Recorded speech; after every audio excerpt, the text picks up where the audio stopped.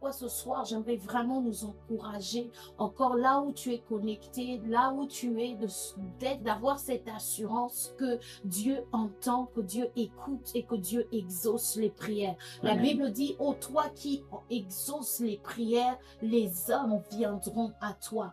Et ce soir encore, nous savons que nous avons cette grâce, nous savons que nous avons ce privilège-là d'être dans la présence de Dieu. Nous avons ce privilège-là de nous approcher encore du Seigneur, de nous approcher de lui ce soir et de pouvoir passer ce moment dans la présence de Dieu. Voilà pourquoi j'aimerais que nous puissions prendre la parole de Dieu, que nous puissions prendre la parole de Dieu dans le livre de... dans le psaume 103. La Bible dit ceci.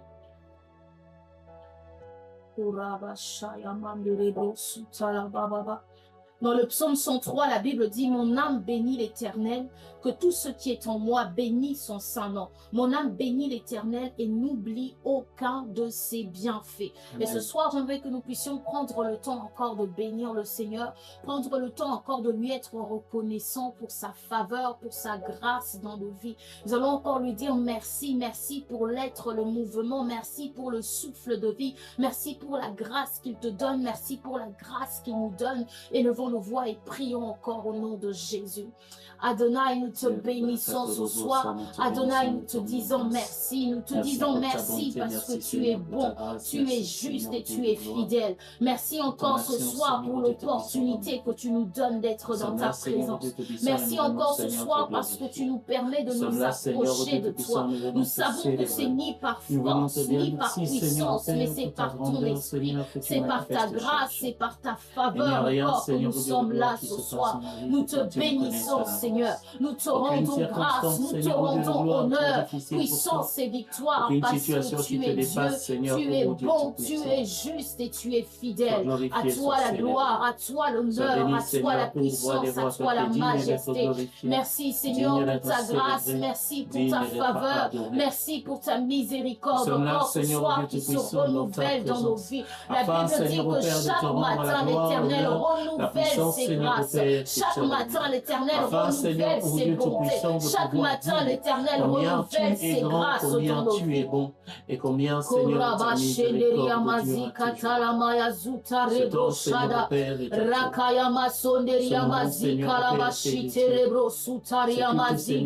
Yahweh, nous te bénissons ce soir. Yahweh, nous te rendons gloire, nous te rendons grâce. Yahweh, nous te remercions pour ton amour, pour ta bonté, pour ta grâce et pour ta fidélité. Tu es merveilleux, Seigneur. Tu es juste et tu es fidèle. À toi le règne, à toi la puissance, à toi la gloire à jamais. En dehors de toi, il n'y a point d'autre Dieu. Excepté toi, nul autre n'est Dieu. Tu es bon, tu es merveilleux pour nous. Tu es juste et tu es fidèle. Merci pour ta faveur. Merci pour ta grâce. Merci pour ta miséricorde encore ce soir. Nous te rendons tout l'honneur, nous te rendons toute la gloire et nous te disons merci encore Jésus. Merci Saint-Esprit de Dieu. Merci pour ta fidélité. Merci pour ton amour. Merci pour ta faveur. Tu es à l'origine, Seigneur, au Père de notre adoration. Merci Seigneur. Merci Yahweh. Merci Adonai, merci Seigneur, merci Jésus. Nous te bénissons et nous te sommes reconnaissants. Nous allons continuer à prier, bien-aimés. La Bible nous dit que La Bible nous dit de nous réjouir en tout temps de ce que le Seigneur est pour nous. Il nous dit réjouissez-vous, réjouissez-vous. Je ne sais pas quelle est la réalité qui prévaut en ce moment dans ta vie, mais j'aimerais encore te donner l'opportunité ce soir de rendre grâce à Dieu. Alors que l'ennemi s'attend à ce que, au travers des difficultés, au travers des problèmes qui arrivent dans ta vie, que cela t'empêche d'adorer Dieu, que cela t'empêche de le louer. David a dit, mon âme bénit l'Éternel et n'oublie aucun de ses bienfaits. Il a fait des grandes choses dans ta vie et il continue de le faire. Et le simple fait que tu es connecté ce soir, c'est parce que Dieu t'a fait grâce ce matin et il t'a donné le souffle de vie et il t'a donné l'être, il t'a donné le mouvement, il t'a donné la force.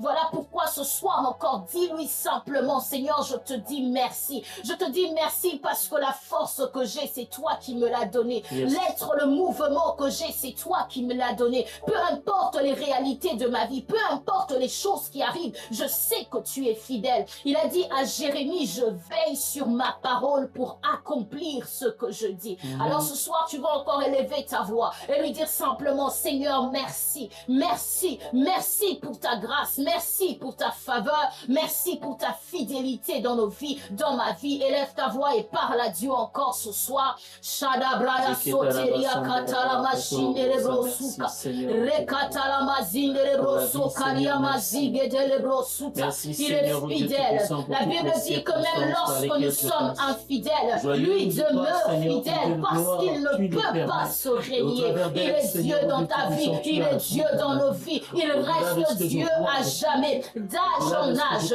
d'éternité en éternité. Il est Dieu, il est grand, il est puissant et il continue d'agir. Oh, si tu comptes les bienfaits de Dieu dans ta vie, tu te rendras compte que cela dépasse même ton attention, cela dépasse même les réalités en ce moment que tu es en train de vivre. Il est fidèle hier, la Bible dit qu'il est le même hier, il est le même aujourd'hui et il est le même éternellement. Il n'a pas changé. La Bible dit qu'en lui, il n'y a ni changement, ni ombre de variation. Il était fidèle hier, il est fidèle aujourd'hui et il reste fidèle dans ta vie. Il ne t'abandonnera pas, il ne te délaissera pas. Il a dit, si une femme pouvait oublier l'enfant qu'elle allait, il dit, moi je ne t'oublierai pas, car j'ai ton nom gravé sur les paumes de mes mains. Car tu es celui,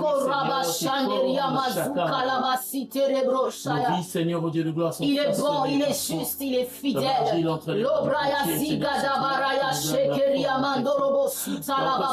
Dis-lui, Seigneur, je te rends grâce. Dis-lui, Seigneur, je te bénis. Seigneur, je sais que tu es bon pour moi. Je sais que tu es fidèle. Peu importe les situations, peu importe les réalités de ma vie, je sais que tu restes Dieu, que tu demeures dans ma vie, que rien n'est impossible à toi. Tu es fidèle, tu es bon, tu es merveilleux et tu agis encore, tu exauces encore aujourd'hui, quelles que soient les réalités de ta vie, quelles que soient les situations dans lesquelles tu es, Dieu reste fidèle. Il a dit, je ne te délaisserai pas. Il a dit, je ne t'abandonnerai pas. Je ne t'abandonnerai pas. Est-il un homme, une femme qui a vu la main de Dieu, qui a expérimenté la main de Dieu et qui est capable de dire, Seigneur, si je regarde ma vie, je sais que tu es fidèle. Je n'ai pas besoin de voir pour croire. Je n'ai pas besoin que tu me prouves que tu es fidèle. Ce que tu as fait dans ma vie jusqu'aujourd'hui me permet de voir cela. Ce que tu as accompli, ce que tu as réalisé dans ma vie jusqu'à ce jour me permet de voir combien tu es fidèle, me permet d'attester combien tu es fidèle. Et je veux te bénir, je veux te louer, je veux t'exalter, je veux te magnifier, je veux te glorifier, je veux te rendre grâce. Parce que oui, je reconnais ta fidélité, je reconnais que tu demeures fidèle.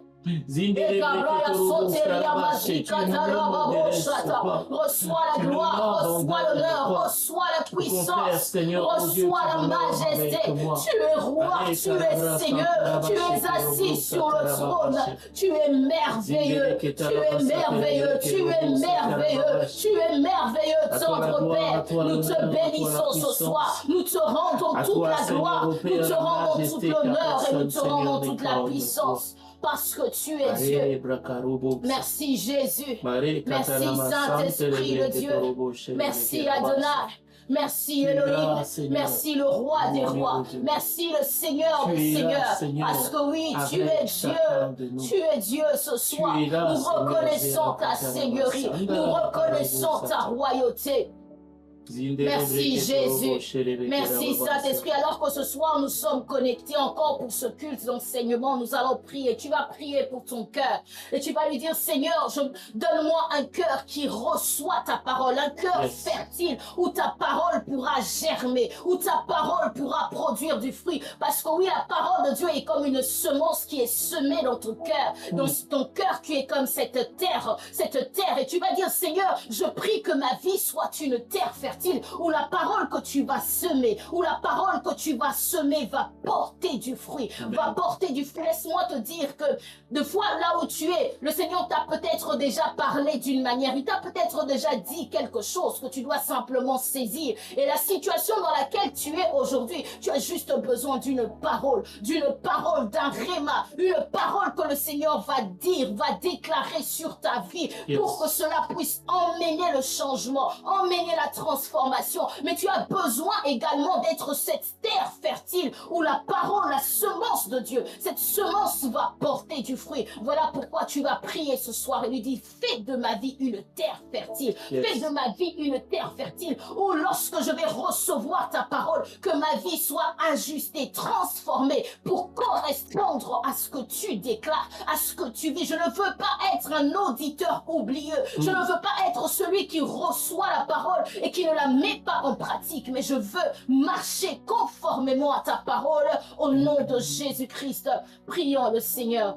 Ekabraya shaneria mazuka la baba rekebrea zunderebro shatarababo skaya maya zinderebro shaya rekababa ya sumbereria maziketelebro rakaya mashenerebro sotala maya zigetelebrea suta. Nous te prions ce soir, Seigneur, afin que nos vies soient de terre fertile, où la parole que tu as germée, la parole que tu vas semer va porter du fruit, va produire du fruit. C'est le vœu de nos cœurs, Seigneur. C'est le désir de nos cœurs ce soir. Change, transforme, façonne-nous, Seigneur, selon ta parole. Que nos vies soient cette terre fertile où ta parole va germer. Parle-nous ce soir encore. Révèle-nous des choses cachées, des choses que nous ignorions. Tu as dit, invoque-moi et je te répondrai. Je t'annoncerai les choses cachées, des choses que tu ignores. Rakayama zindelebro shayama mama, Rakayama sundelebro shata. Merci Jésus. Merci Saint-Esprit de Dieu. La Bible dit que celui qui s'approche de Dieu doit croire que Dieu existe et qu'il est le rémunérateur de ceux qui le cherchent. C'est par la foi que nous avançons. C'est par la foi que nous savons que le Seigneur demeure avec nous. C'est par la foi que nous admettons que la parole que nous lisons vient de lui. Et qu'au travers de cette parole, le Seigneur touche nos vies et change nos cœurs.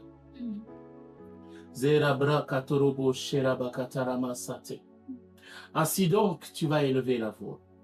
Et tu vas prier, tu vas dire, Seigneur, ô Dieu, ce soir, je viens auprès de toi et je m'attends à recevoir quelque chose. J'aimerais ce soir que tu puisses exercer ta foi.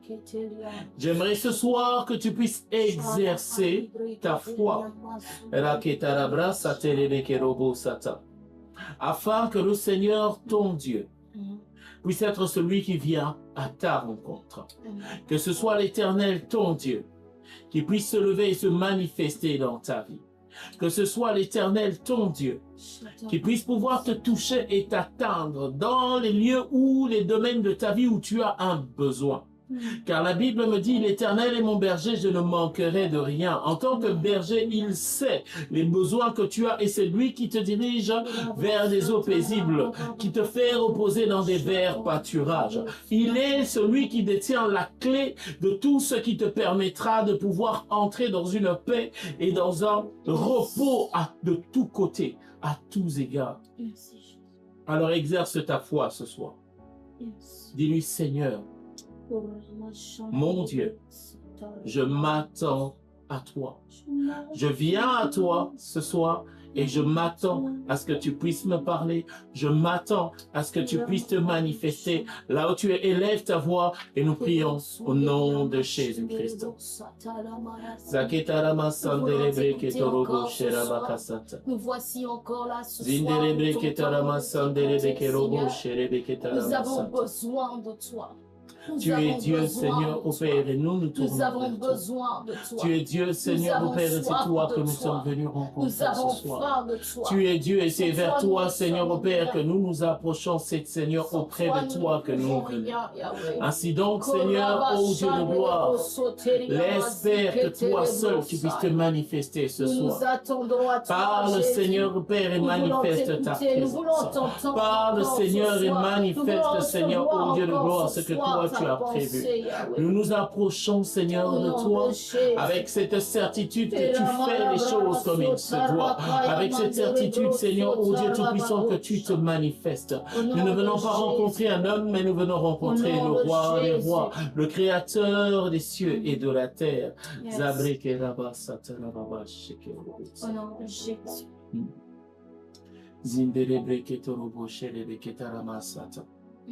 Tu es Dieu, Seigneur.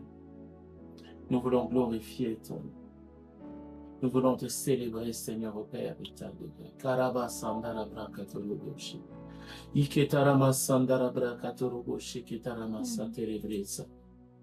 Tu es Dieu. Et c'est toi que nous venons célébrer, c'est toi que nous venons adorer. J'aimerais que tu puisses réaliser ce que l'Éternel, ton Dieu, veut faire ce soir. Et disposer ton cœur à le recevoir.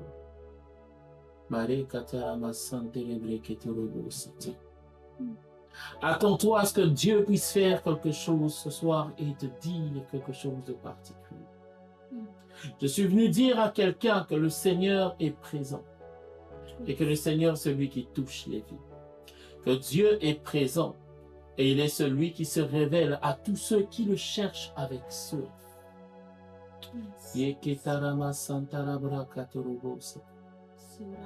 Zindere ketarababa sataraba shekerobo sata.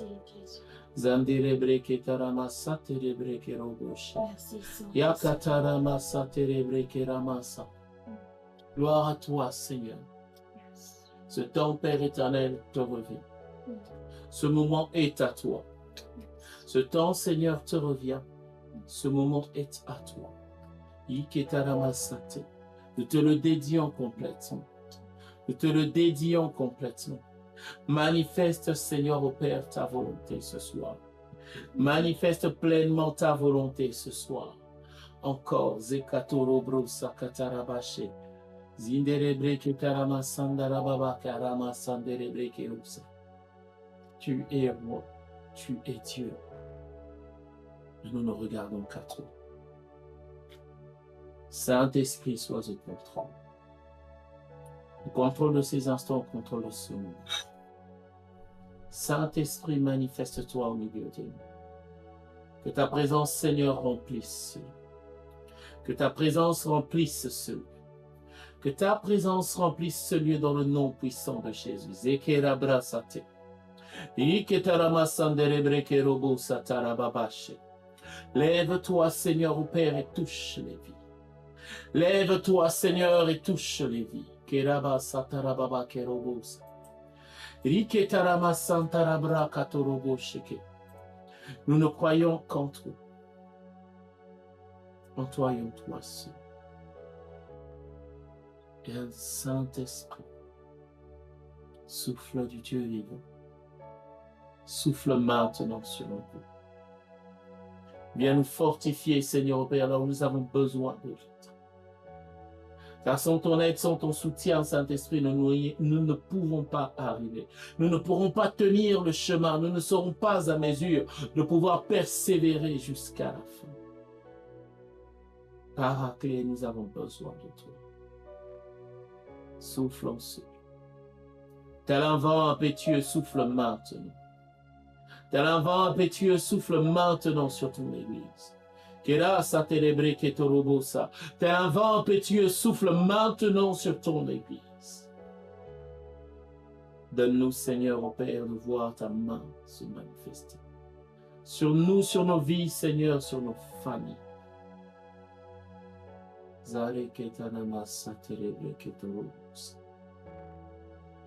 Au nom de Jésus-Christ.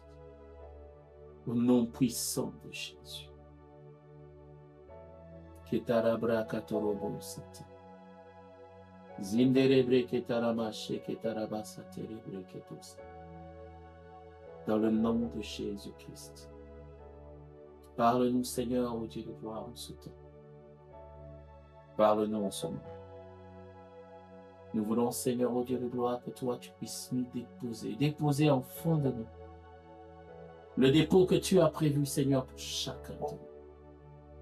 Libère ta parole, Seigneur, afin qu'elle nous touche. Libère ta parole, afin qu'elle nous guérisse. Dans le nom puissant de Jésus-Christ. Amen. Amen. Gloire au Seigneur. Pour ce culte d'enseignement, nous allons continuer là où nous avons commencé déjà il y a à peu près 2-3 semaines. Nous avons commencé cette série d'enseignements sur la saine doctrine. Nous prenons le temps de pouvoir nous affermir sur ces principes de base, sur ce qui fait la force de la marche chrétienne, sur ce qui fait la base et le fondement de notre marche avec Dieu.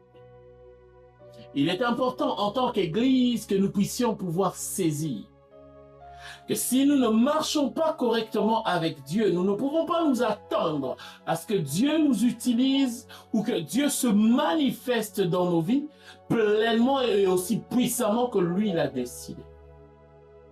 Il est le Dieu qui installe son royaume et son règne dans nos vies. Il est celui qui fait de nous ses enfants, son royaume. Il a dit dans sa parole que nous sommes le troupeau de son pâturage. Mais cela nous implique donc de pouvoir connaître le Dieu que nous servons, connaître le Dieu en qui nous avons cru. Voilà pourquoi nous sommes en train de continuer cette série sur la saine doctrine. Nous avons parlé de la doctrine du salut. Nous avons parlé sur la doctrine du renoncement aux œuvres mortes. La semaine passée, nous avons parlé sur la doctrine de la foi. Et aujourd'hui, j'aimerais que nous puissions parler d'un autre point de doctrine extrêmement important que nous devons connaître en tant qu'enfants de Dieu. C'est la doctrine du pardon des péchés. Lorsque le Seigneur nous a créés, il nous a fait pour vivre avec lui. L'être humain a été créé par Dieu afin de pouvoir vivre avec lui. L'existence de l'homme prend sa forme et atteint le maximum de son potentiel dans la présence de Dieu. Dieu nous a fait de la même façon. Je voudrais donner une analogie ici. Lorsqu'on voit un poisson dans la mer, et non seulement dans un environnement qui lui permet de pouvoir vivre, parce qu'un poisson en dehors de l'eau est appelé à mourir. Mais dans l'eau, il trouve également tout ce qu'il lui faut pour se nourrir. La mer maintient le poisson en vie, la mer nourrit également le poisson. La mer est le lieu dans lequel le poisson a la possibilité de se reproduire. La possibilité donc de pouvoir accomplir, j'ai envie de dire, ce pourquoi il a été créé. Accomplir son fonctionnement biologique complet. Et de la même façon, le lieu dans lequel l'homme, l'être humain, voit sa vie être préservée, le lieu dans lequel l'être humain est nourri dans tous les différents aspects de son être. Ça veut dire nourri dans son âme, nourri dans son corps, nourri dans son esprit.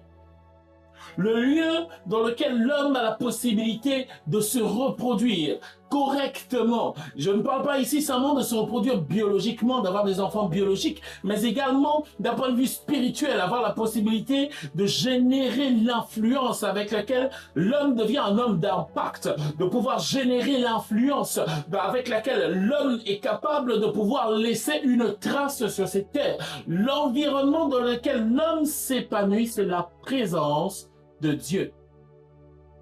Dieu nous a fait afin que nous puissions trouver dans sa présence tout ce qu'il nous faut.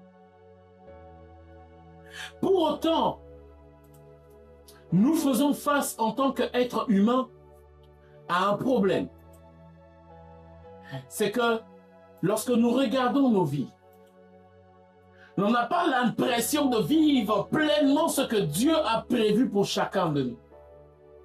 Il suffit de pouvoir regarder la vie de chacun pour se rendre compte que il y a des choses que nous vivons, il y a des circonstances par lesquelles nous passons, il y a des situations que nous vivons qui ne correspondent pas avec ce que nous devons vivre. Nous lisons beaucoup de promesses dans la parole de Dieu. Nous lisons beaucoup de promesses, on entend dans les prédications des choses. Tu seras la tête, tu ne seras pas la queue. Le Seigneur sera avec toi. Tu seras béni dans les champs, tu seras béni dans la ville. Le Seigneur sera avec toi. Il gardera ton départ, il gardera ton arrivée. Et toutes ces choses, on se demande, mais où est-ce qu'elles sont? Il y a une grande chose que notre ennemi, le diable, est en train de pousser dans nos vies afin d'empêcher que nous puissions atteindre ce potentiel. Et c'est la notion du péché. J'aimerais que nous puissions lire ensemble Ésaïe chapitre 59.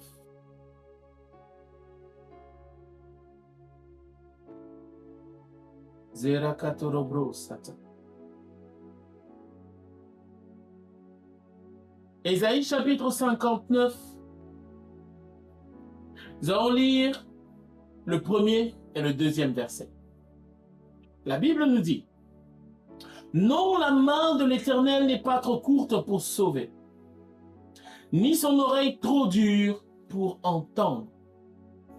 Mais ce sont vos crimes qui mettent une séparation entre vous et votre Dieu. Ce sont vos péchés qui vous cachent sa face et l'empêchent de vous écouter. Le péché est le plus grand problème de la vie de l'homme. Le péché est un problème, j'ai envie de dire, plus grand que beaucoup de combats que nous vivons. Le péché est le premier problème par lequel nous sommes attaqués, par lequel notre potentiel est affaibli. Voilà pourquoi j'aimerais que nous puissions prendre 2 semaines pour vraiment nous appesantir sur la notion de la doctrine du pardon des péchés. Et aujourd'hui, j'aimerais que nous puissions commencer par voir 7 choses que nous devons savoir, 7 choses à savoir en tant que chrétiens sur le péché. Nous allons commencer par un premier point. Et la première des choses que j'aimerais que nous puissions retenir ce soir, c'est que le péché ne se limite pas à faire quelque chose de mal. Souvent, lorsqu'on parle de péché, on est tous en train de voir des choses mauvaises. Le fait de voler, le fait de mentir, le fait d'agresser, de tuer, le fait de porter préjudice à quelqu'un. Et cela est vrai, que toute chose de mal que l'on commet est un péché. Parce que dans sa volonté suprême, Dieu a fait l'homme pour que l'homme soit le reflet de son image, que l'homme puisse être le reflet de Dieu sur terre. Et notre Dieu n'est pas quelqu'un qui agit dans le mal. Il n'y a pas de mal dans notre Seigneur. Mais la notion de péché ne se limite pas à ce que l'on peut faire de mal. J'aimerais que nous puissions lire ensemble un verset que plusieurs d'entre nous connaissons sûrement. Épître de Paul aux Romains, chapitre 3, verset 23. Romains 3, 23 nous dit, je lis au nom du Seigneur, Car tous ont péché et sont privés de la gloire de Dieu. Tous ont péché et sont privés de la gloire de Dieu. La notion de péché ici s'étale à quelque chose de plus large que le simple fait de faire quelque chose de mal. Le mot d'ailleurs qui est utilisé, le mot grec qui est utilisé, qui se lit amartia, signifie manquer le but. C'est-à-dire ne pas atteindre l'objectif. Cela fait référence à un archer qui prend son arc, qui bande la flèche, vise, et lorsqu'il tire, il rate la cible. Qu'est-ce que l'on doit arriver à comprendre par cela? Lorsque la Bible parle des péchés, il y a en premier ce que l'on appelle l'iniquité. L'iniquité, c'est toute forme de transgression. C'est un acte mauvais que l'on commet. C'est-à-dire que la fonction, ou on va dire la façon classique que nous avons de percevoir le péché, c'est ce qu'on appelle l'iniquité. Ce que l'on a lorsque l'on ment, ce que l'on fait lorsque l'on insulte quelqu'un, lorsque l'on se rend compte que dans notre colère, on est en train de réagir, l'on médit, on va aller raconter des faussetés sur quelqu'un. Toutes ces choses classiques qui, j'ai envie de dire, on n'a même pas besoin d'être chrétien pour admettre que c'est quelque chose de mal. C'est ce qui constitue l'iniquité. Et l'iniquité ne fait pas partie du but pour lequel Dieu nous a fait. L'iniquité va à l'encontre de la volonté de Dieu. Et ça, je crois que c'est quelque chose qui est pleinement acquis pour chacun d'entre nous. Mais ce que nous devons également comprendre, c'est que le péché inclut tout ce qui n'est pas la volonté de Dieu. Quand est-ce que l'homme pêche? La Bible nous dit que l'homme pêche lorsqu'il n'atteint pas la cible de Dieu. Autrement dit, il y a des choses que nous pouvons faire qui moralement sont bonnes. Il y a des actions que nous pouvons poser qui moralement sont correctes, mais qui sont un péché parce qu'elles sont en train de rater la cible de Dieu.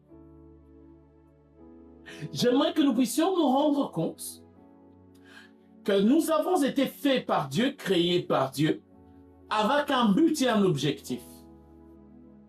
Le destin que Dieu a tracé pour toi est quelque chose de très particulier parce qu'il t'a mis dans son plan. Un verset que j'aime bien citer, c'est Jérémie 29, 11 qui dit que je connais les projets que j'ai formés sur toi, projets de paix et non de malheur, afin de te donner un avenir et de l'espérance. Et donc Dieu nous a fait pour un but. Et si nous n'atteignons pas ce but, nous avons péché. Lorsque tu te retrouves à, je vais prendre un exemple, changer d'église, sans que cela ne soit quelque chose qui a été dirigé par Dieu. Parce que pour une raison ou pour une autre, tu veux changer d'église. Il y a un comportement que tu as remarqué qui ne t'a pas plu. On ne t'a pas aidé lorsque tu étais en difficulté. Les gens ne sont pas venus te rendre visite lorsque tu as été malade ou lorsque tu as été éprouvé, que tu as perdu quelqu'un de cher. Et tu te dis, mais non, je ne ressens pas l'amour que je dois ressentir au sein de la famille de Dieu. Je vais changer d'église. En soi, le fait de changer d'église n'est pas moralement répréhensible. Mais si le fait de changer d'église n'est pas ce que Dieu t'a dit de faire, alors tu as raté la cible. Il y a des éléments beaucoup plus sensibles, comme l'égarement. Le fait d'essayer de faire les choses avec ses propres forces. Parce qu'il nous est impossible de vivre la volonté de Dieu pleinement sans que le Seigneur nous accompagne. Lorsque tu décides d'essayer de remplir un quota moral, de vivre une bonne vie par tes propres efforts, tu es en train de rater la cible. Et de ce fait, tu pêches. Un exemple très parlant, c'est lorsque Saül devait attendre, le roi Saül devait attendre que le prophète Samuel vienne faire un sacrifice avant qu'il n'aille en guerre. C'était l'ordre que le Seigneur avait donné. Et dans le fonctionnement des différents offices dans la présence de Dieu, le roi n'offrait pas de sacrifice. C'était le rôle du prophète, c'était le rôle du sacrificateur. Et donc, Saül a attendu que Samuel puisse venir. Le temps passait, les heures passaient, et Samuel ne venait toujours pas. Saül a remarqué que les gens se décourageaient. Et à cause des gens, Saül a pris la décision de faire le sacrifice lui-même. Offrir un sacrifice à Dieu n'est pas moralement répréhensible. J'ai même envie de dire, certains, aujourd'hui, on aurait pu dire, il a été proactif. Il s'est dit, mais non, avec la situation qu'il y a là, il y a besoin de sacrifier. Moi, je suis là, je peux le faire, je le fais. Le détail, c'est que dans la volonté de Dieu, c'était le sacrificateur qui devait offrir par le roi. Et en faisant cela, Saül a péché. Il a transgressé la loi et donc il est allé à l'encontre de la volonté de Dieu. Voilà donc la première des choses que j'aimerais que nous puissions retenir. La notion de péché ne se limite pas à ce que l'on fait de mal. Mais la notion de péché s'étend. Non seulement ce que l'on fait de mal, ça s'appelle l'iniquité, mais à toute autre chose que l'on fait, moralement bon ou pas, qui est en dehors de la volonté de Dieu. La deuxième chose que j'aimerais que nous puissions nous rendre compte, c'est que le péché ne vient pas de l'homme. Parce que lorsque nous regardons, lorsque nous vivons notre vie, on a tendance à se dire que le péché, c'est vraiment le genre de choses qu'on observe dans les hommes. On a l'impression que tout vient de l'homme. Je connais même des personnes pour qui c'est la faute de Ève. Parce qu'elle a été la première, elle a mangé la pomme, elle n'aurait pas dû. À partir d'elle, le péché est rentré dans la vie de l'homme. Oui, mais l'homme n'a pas été le premier être à pécher. Avant que l'homme ne pêche, il y a quelqu'un qui a péché. Nous allons lire ensemble Ésaïe chapitre 14. Le livre du prophète Ésaïe, chapitre 14, et nous allons lire le verset 12 jusqu'au verset 13. Je lis le nom du Seigneur. Te voilà tombé du ciel, astre brillant, fils de l'aurore. Tu es abattu à terre, toi, le vainqueur des nations. Tu disais en ton cœur, je monterai au ciel, j'élèverai mon trône au-dessus des étoiles de Dieu, je m'assierai sur la montagne de l'assemblée à l'extrémité du septentrion. Je monterai, verset 14, sur le sommet des nues, je serai semblable au Très-Haut. Et au verset 15, mais tu as été précipité dans le séjour des morts, dans les profondeurs de la fosse. Ce passage parle de ce qui s'est passé bien avant que l'homme ne puisse pécher. J'aimerais te faire comprendre que le premier être à pécher, ce n'est pas l'homme. Parce qu'on a tendance à voir en nous-mêmes, et ce malgré que nous devons admettre notre nature pécheresse, nous devons admettre que nous vivons dans la chair. Mais l'origine du péché n'est pas l'homme. L'homme n'a pas été le premier à pécher, le diable l'a été. Il était un ange de lumière, il était Lucifer, il vivait auprès de Dieu. Et il a laissé l'orgueil le prendre. le pousser jusqu'à la rébellion. Et il a été chassé. Sa place n'a plus été trouvée dans la présence de Dieu. Ainsi donc, j'aimerais déjà commencer à briser cette façon de penser que nous pouvons avoir de toujours nous voir, nous, comme étant le problème. C'est vrai que dans l'homme, il y a un problème, mais il y a un ennemi qui est en train de pousser le péché. Il y a un élément, un agitateur qui vient essayer d'insuffler comme un poison dans la vie de l'homme pour le pousser à pécher. Il y a un incitateur qui s'appelle le diable, qui est constamment derrière nous. Là, dans sa chute, la Bible dit qu'il a entraîné le tiers des anges avec lui. Et il faudrait que chacun de nous puisse nous rendre compte du fait que le tiers des anges qui ont été précipités avec le diable sont plus nombreux que tous les hommes de la terre. D'où l'ennemi a créé une organisation pour pouvoir pousser constamment l'homme, créé à l'image de Dieu, à pécher. Pourquoi? Nous allons le voir dans le point suivant.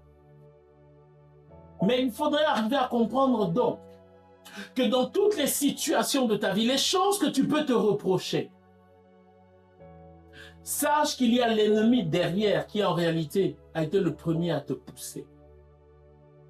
Il est clair que la convoitise existe. Je veux être très équilibré dans ma façon de parler. La convoitise des yeux, la convoitise de la chair, l'orgueil de la vie sont des choses réellement qui font partie de notre nature pécheresse en tant qu'homme, de la nature pécheresse de l'homme.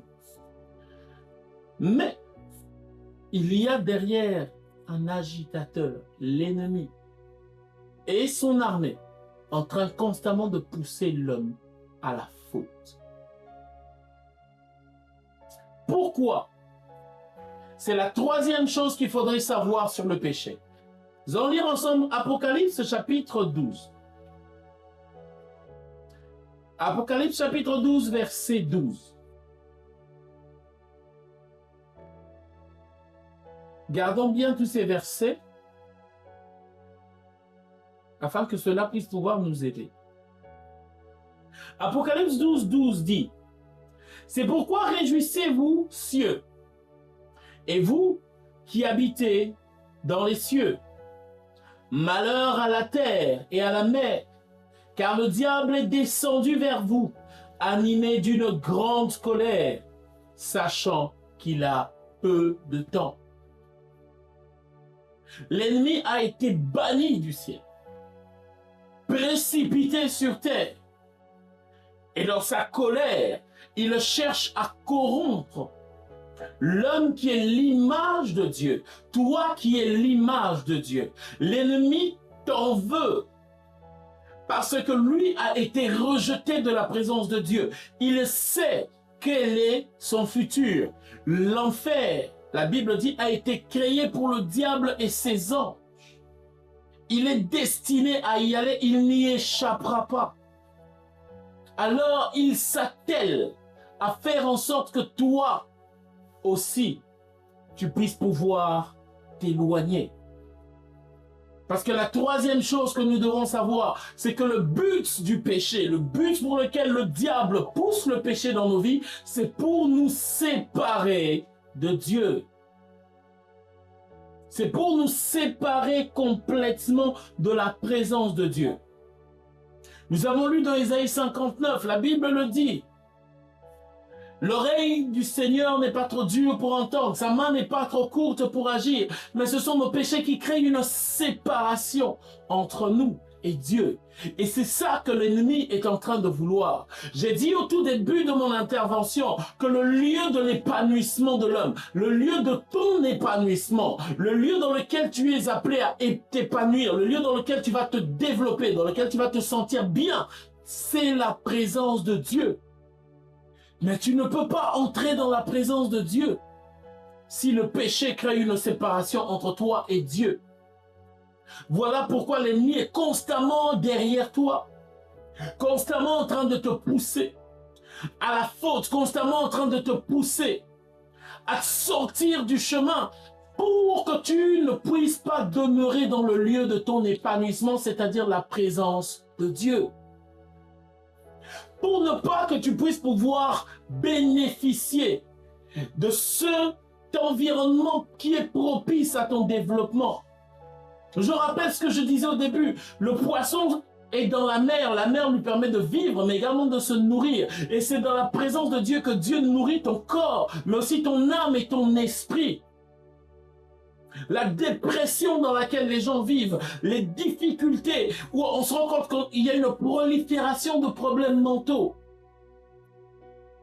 Cela vient du fait que l'homme est constamment séparé de Dieu. Voilà la vie misérable dans laquelle l'ennemi veut nous plonger. Dans sa haine de l'homme, il veut que l'homme vive loin de Dieu afin qu'il ait la vie la plus misérable et que derrière il ait l'éternité loin de Dieu.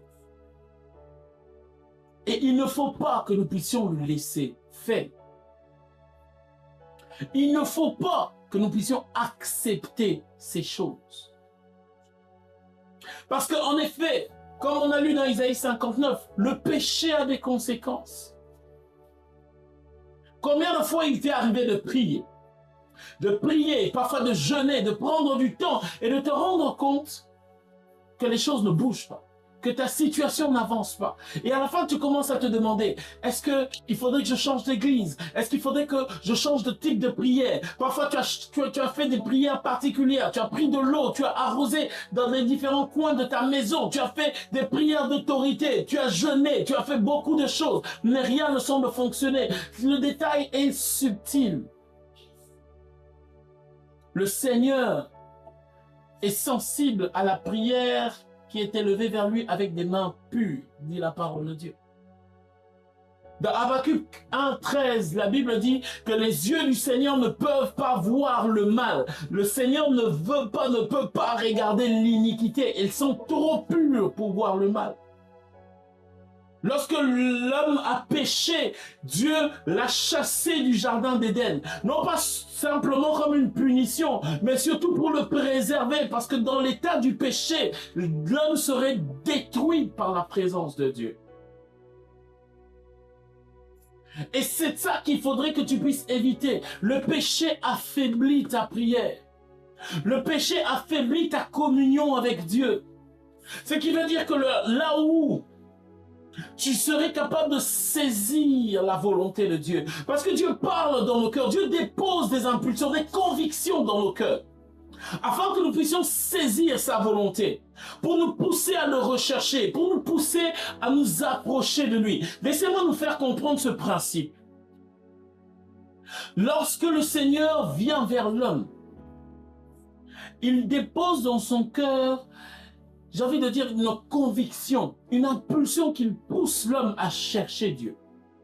Comme un petit enfant est poussé vers ses parents. Il ne comprend pas toute la vie, mais il sait que ces deux êtres-là lui veulent du bien. Et de la même façon, nous sommes poussés vers Dieu, afin de pouvoir nouer une relation avec lui.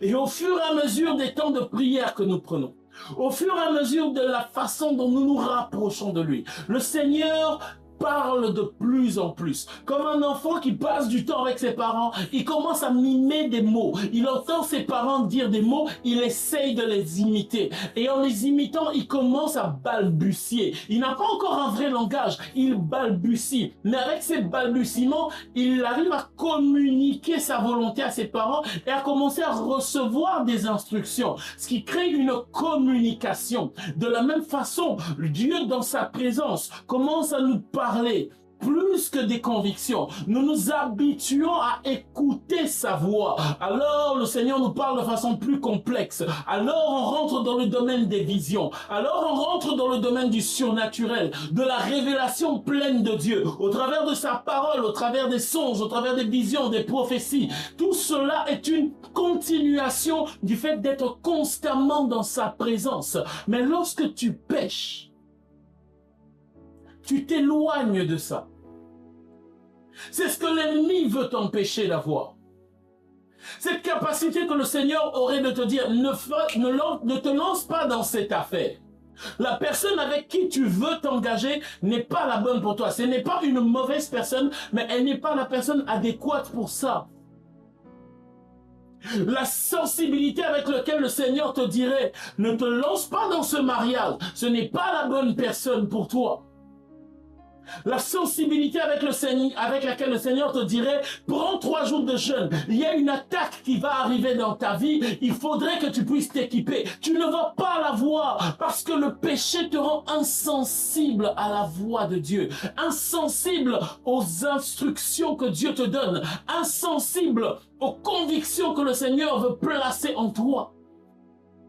Il crée une séparation dans laquelle le Seigneur ne peut pas intervenir et se manifester dans ta vie. Et toi, tu ne peux pas écouter Dieu pour pouvoir te rapprocher. Cet espace est ce qui nous amène à vivre la vie difficile dans laquelle les hommes modernes, les hommes vivent aujourd'hui. Moins de Dieu, plus de problèmes. Moins de Dieu, plus de difficultés. Et pourtant, Dieu nous appelle à tellement mieux. Ce que je viens de décrire est peut-être un tableau triste. Mais j'aimerais te dire qu'il y a de l'espoir. Et c'est la 5e chose que j'aimerais que nous puissions retenir ce soir. Nous allons lire le premier épître de Jean. 1 Jean, chapitre 1er, verset 9. 1 Jean 1, 9. Je lis au nom du Seigneur. Si nous confessons nos péchés, il est fidèle et juste pour nous les pardonner et pour nous purifier de toute iniquité. J'aime ce que la Bible dit. Elle ne dit pas pour nous purifier des choses les plus simples. Elle ne dit pas pour nous purifier des péchés les moins difficiles. Elle dit pour nous purifier de toute iniquité. Que ce soit les choses moralement répréhensibles qu'on a fait. J'aimerais insister, j'en profite pour pouvoir parler aux personnes qui sont dans l'amertume, qui aujourd'hui sont en train de vivre dans la culpabilité. Oui, tu as commis des erreurs dans le passé. Oui, ta jeunesse n'a peut-être pas été la jeunesse la plus simple. Oui, tu as commis des erreurs et ce sont des choses mauvaises, nous ne nions pas cela. Mais aujourd'hui, c'est un message d'espoir que j'aimerais t'apporter. J'aimerais te faire comprendre que c'est une des doctrines de la foi, que de savoir que le Seigneur met à notre disposition le pardon. Le Seigneur te dit, peu importe ce que tu as fait, peu importe les situations que tu as vécues, peu importe les choses que tu as faites dans le passé, les choses dont tu as honte, les choses pour lesquelles tu n'as pas envie de parler aux autres, ces choses que tu gardes et que tu espères que personne ne découvrira de ton passé, le Seigneur les connaît. J'aimerais aller encore plus loin et dire à quelqu'un que lorsque Dieu te créait, il connaissait quelle personne tu serais. C'est rassurant de savoir, il dit dans Jérémie 1, avant que je ne t'eusse formé dans le ventre de ta mère, je te connaissais et je t'avais établi prophète des nations. Ça veut dire qu'avant même que tu ne naisses, Dieu te connaissait. Dieu savait les difficultés que tu aurais. Dieu savait les fautes que tu commettrais. Dieu savait les péchés que tu commettrais. Et pourtant, il t'a choisi quand même. Et aujourd'hui, tout ce qu'il te dit, si tu confesses tes péchés, il est juste et fidèle pour te les pardonner et pour te purifier de toute iniquité. Tu n'as pas de raison de te dire qu'il est impossible que Dieu te pardonne. C'est faux. Il n'y a pas de péché trop grave pour que le Seigneur ne pardonne pas. Il n'y a pas de passé trop lourd que Dieu ne peut pas enlever. Je viens ce soir apporter un message d'espoir à quelqu'un qui s'est laissé emporter dans le désespoir en se disant « Je ne mérite pas. Je ne mérite pas. En effet, c'est vrai, aucun de nous ne mérite quoi que ce soit, mais par sa grâce, Christ est mort pour nous. Et ainsi donc, nous pouvons le lire dans Romains chapitre 5. Épître de Paul aux Romains. Chapitre 5. Verset 8. Je crois qu'on va lire un peu plus tôt. On va commencer au verset 6. Car lorsque nous étions encore sans force, Christ, autant marqué, est mort pour des impies. À peine mourrait-on pour un juste. Quelqu'un peut-être mourrait pour un homme de bien. Mais Dieu prouve son amour envers nous, en ce que lorsque nous étions encore des pécheurs, Christ est mort pour nous. La grâce nous est donnée. Tout péché peut être pardonné. Tout péché peut être pardonné. Je vais insister encore. Tout péché peut être pardonné. Oublie ton passé. Viens le déposer dans la présence de Dieu. Oublie tes erreurs. Emmène-les dans la présence de Dieu.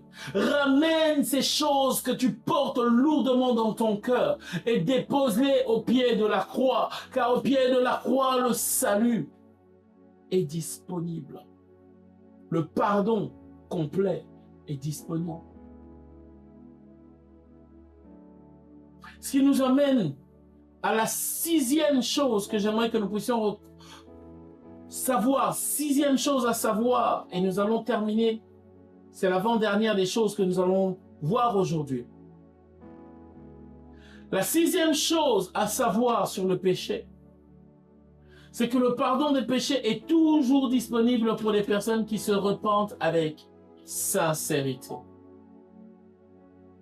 Parce que oui, il nous arrive d'aimer le péché.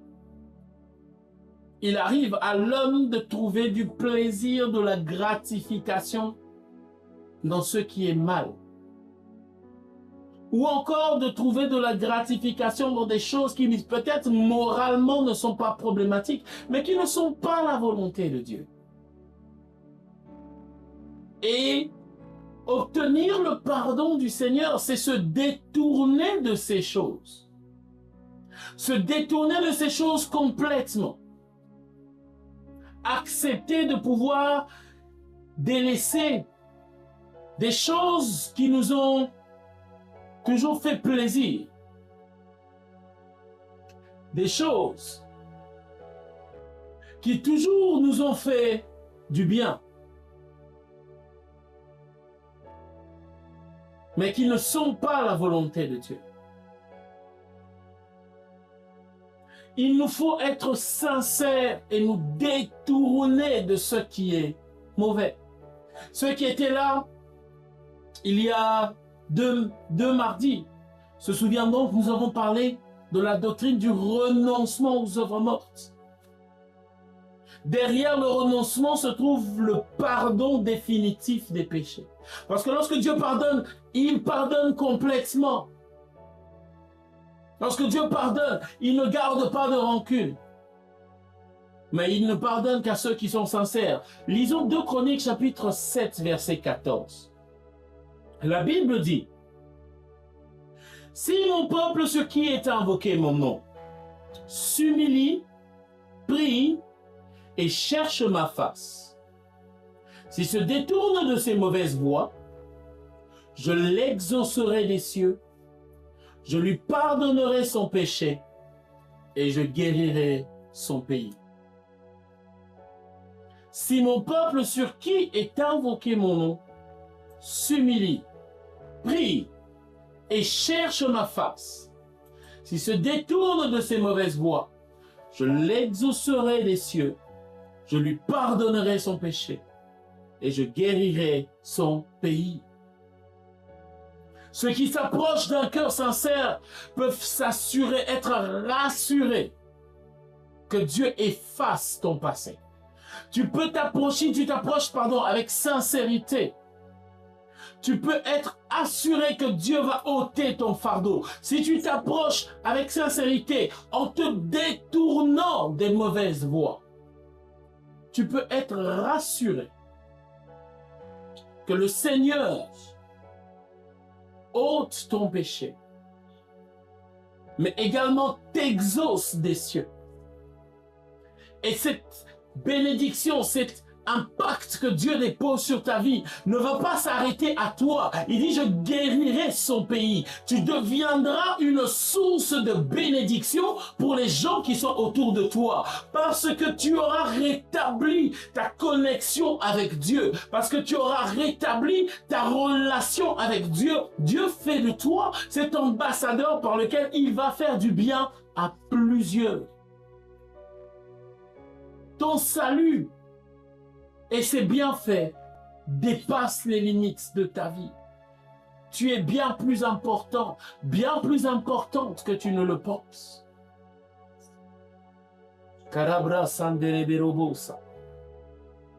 J'aimerais que tu puisses comprendre donc cela. Et c'est le 7e point sur lequel nous allons terminer. Sur les 7 choses que j'aimerais que nous puissions, je voulais nous partager ce soir sur le péché. C'est que le Seigneur est celui qui nous donne la force d'abandonner le péché. C'est notre responsabilité de nous détourner du péché. Ça veut dire de prendre une résolution ferme et définitive. Elle doit être ferme. Cela veut dire que l'on ne doit pas avoir un pied dedans, un pied dehors. Oui, ça va te demander d'arrêter de sortir en boîte de nuit peut-être. Oui, ça va te demander de pouvoir renoncer à certaines de tes fréquentations. Oui, ça va te demander de pouvoir mettre ta vie en ordre.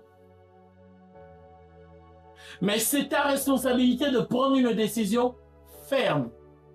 Mais une décision définitive également. Parce que tu dois te détourner sans penser à y retourner un jour. À chaque fois, dis-toi que tu es en train de te dire, ok, je n'aime pas ce que j'ai fait, je vais le faire, mais qu'au fond de toi, tu dis, mais c'était quand même quelque chose d'intéressant. Tu es comme les enfants d'Israël qui étaient sortis d'Égypte et qui, dans le désert, étaient en train de réclamer les concombres de l'Égypte où ils étaient esclaves. Tu dois prendre une décision ferme et une décision définitive. Et le Seigneur, à ce moment-là, te donnera la force de pouvoir tenir. C'est lui qui te tiendra par la main. C'est le Saint-Esprit qui te tiendra par la main et te donnera la capacité de résister au péché. Te donnera la capacité de résister à la tentation. Te donnera la capacité de ne pas tomber là où hier tu tombais. De ne pas te laisser emporter par l'ennemi là où hier les choses étaient difficiles, compliquées. Te donnera la capacité de prendre une résolution ferme, de laisser le mari d'autrui, de laisser la femme d'autrui, de te tourner parce que Dieu a de toutes les façons prévu un mari, une épouse pour toi, qui sera la tienne. De te rendre compte que tu peux vivre une vie honnête et que tu n'as pas besoin de magouille pour pouvoir tenir ta vie. Que tu peux avoir une vie pleine sans avoir à te cacher tous les jours avec un téléphone dans une salle où personne ne te voit pour te toucher et te faire plaisir. Non, laisse-moi te dire, Dieu a prévu une vie tellement meilleure pour toi. Et oui, il y a des moments où tu auras essayé, tu te seras rendu compte que c'est difficile, tu n'y arrives pas, tu te dis, mais Seigneur, je prie et je tombe encore. Il y a de ceux qui pêchent et qui pleurent pendant qu'ils pêchent. Dieu donne la force de le faire pour ceux qui prennent une résolution ferme et définitive. Aujourd'hui, l'heure est venue que tu puisses te décider. Aujourd'hui, l'heure est venue pour toi de choisir. Aujourd'hui, L'heure est venue pour toi de prendre une décision, de faire un choix définitif. Le péché n'est pas la finalité. C'est un obstacle considérable. Mais Dieu a mis au point tout ce qui est nécessaire pour que tu puisses pouvoir t'en sortir. Alors j'aimerais prier avec ceux qui, parmi nous ce soir, touchés par l'Esprit, voudraient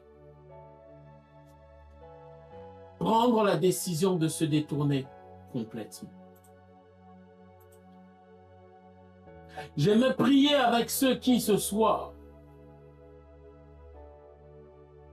ont besoin de pouvoir passer le pas et se disent, non, ça suffit, il faut que ça change. De ceux qui comprennent que le péché t'a empêché de vivre pleinement ta destinée depuis trop longtemps. Que le péché a été cet obstacle. Cet obstacle par lequel l'ennemi t'a combattu. Combattu et encore combattu.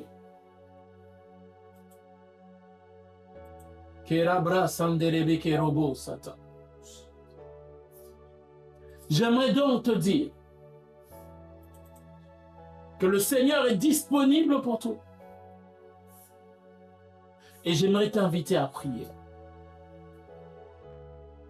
Là où tu es, je vais te demander de poser la main sur ton cœur. Et tu vas répéter après moi. Dis, Seigneur Jésus, j'ai marché loin de toi longtemps. J'ai essayé de marcher sans toi. D'être juste sans toi. D'arrêter de pécher sans toi. Ce soir, je reconnais que le seul chemin, c'est toi. Alors, Seigneur, ce soir, je renonce au péché. Je renonce à toutes ces pratiques qui m'ont éloigné de ta volonté. Je renonce à toute œuvre morte et je reviens à toi. Je prends la décision maintenant, cette décision ferme et définitive de marcher selon ta volonté, de soumettre ma volonté à la tienne. Saint-Esprit, donne-moi la force de tenir cet engagement. Donne-moi la force de persévérer jusqu'à la fin. Je veux faire ta volonté. Et je me remets entre tes mains. Fais-en ta prière pendant 1 minute. Demande au Seigneur son soutien. Seigneur Dieu de gloire, Dieu de miséricorde.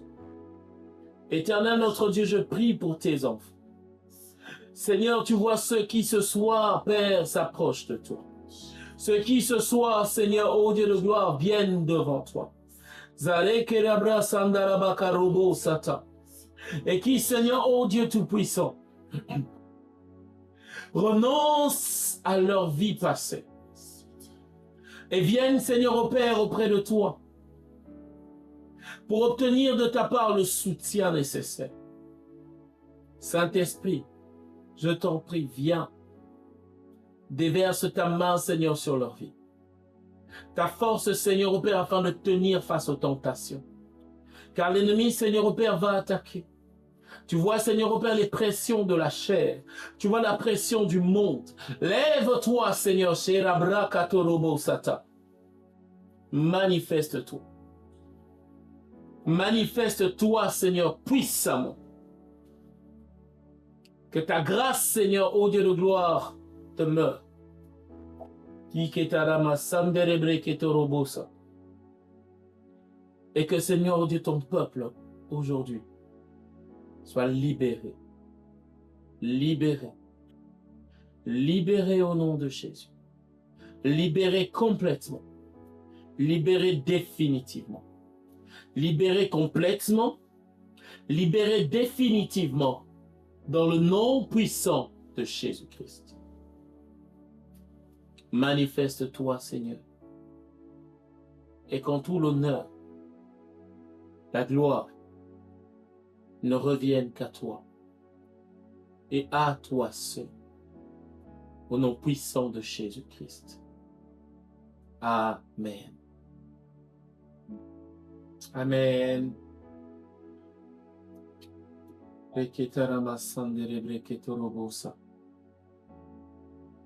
Je suis convaincu, autant pour ceux qui sont avec nous sur Zoom, autant pour ceux qui nous suivront sur les réseaux sociaux, autant pour ceux qui sont avec nous sur TikTok, que Dieu fait quelque chose dans nos vies. Et que si tu as fait cette prière de façon sincère, il y a quelque chose que Dieu a déposé en toi.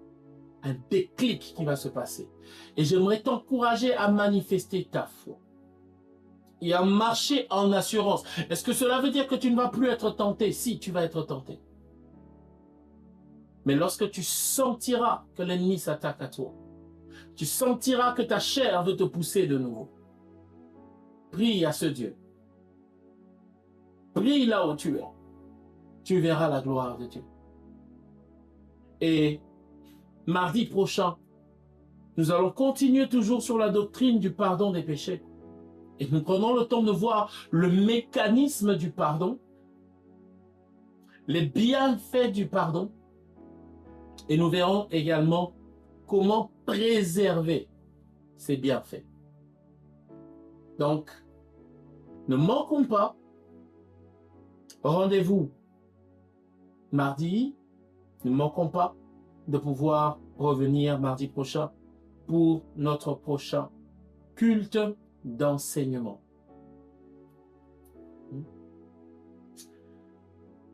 Amen, amen. En guise de communiqué, j'aimerais nous rappeler également que nous dispensons des cours d'affermissement tous les jeudis, toujours à la même adresse, à partir de 21h. Nous rentrons dans les fondements, les bases de ce qu'est être un chrétien, de comment fonctionne la vie chrétienne. Ces affermissements sont importants, c'est extrêmement important, c'est ce qui fait le soubassement de ce que l'on croit. Donc je nous invite, tous les mercredis, nous sommes là pour les séances d'affermissement afin de pouvoir raffermir notre foi en Dieu. Parce que nous sommes convaincus que Dieu va nous emmener dans un autre stade et nous devons être prêts à rentrer dans cette nouvelle saison. Amen. Et nous avons également tous les vendredis des temps de feu. Des temps de feu, des moments d'impactation. Mardi, nous prenons le temps de rentrer dans la parole et vendredi, nous sommes dans la prière. Des prières, des moments de feu, des moments d'impact. Le moment où le Seigneur vient et se manifeste pleinement. Il y a des délivrances, le Seigneur touche des vies. Durant ces moments, nous l'appelons la RVF, la rencontre des vaillants de feu. J'aimerais t'inviter, ne viens pas seul, connecte-toi vendredi, ce sera encore à 21h, toujours sur les mêmes canaux. Nous serons là et le Seigneur, lui également, va se manifester pleinement et puissamment.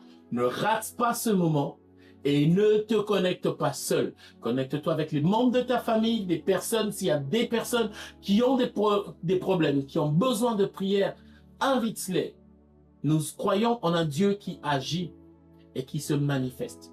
Le Dieu qui répondra par le feu est le véritable Dieu. Et nous savons que notre Dieu se manifeste. Amen.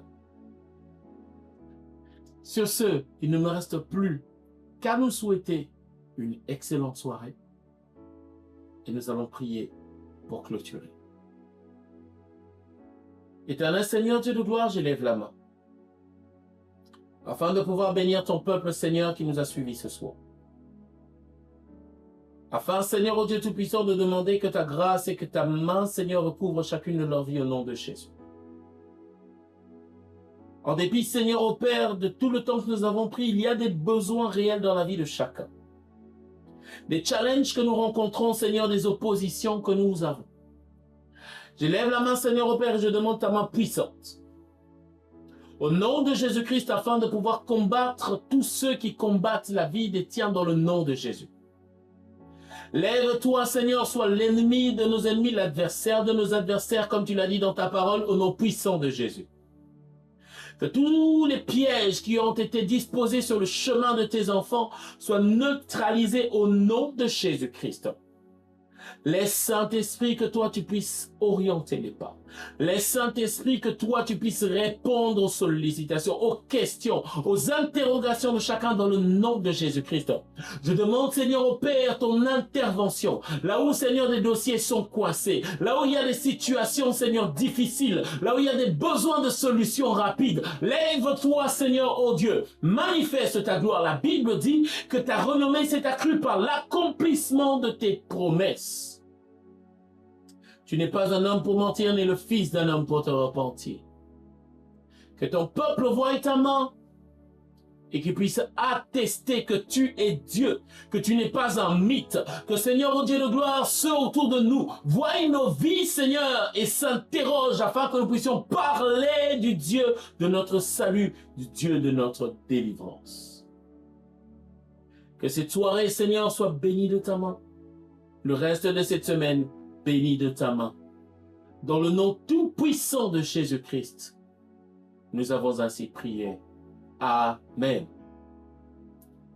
Nous sommes l'église La Compassion Paris 3, Yvelines. Et nous nous retrouvons jeudi, 21h, pour les affermissements et vendredi pour la rencontre des vaillants de feu. Que Dieu vous bénisse abondamment. Passez une excellente soirée. Au nom de Jésus.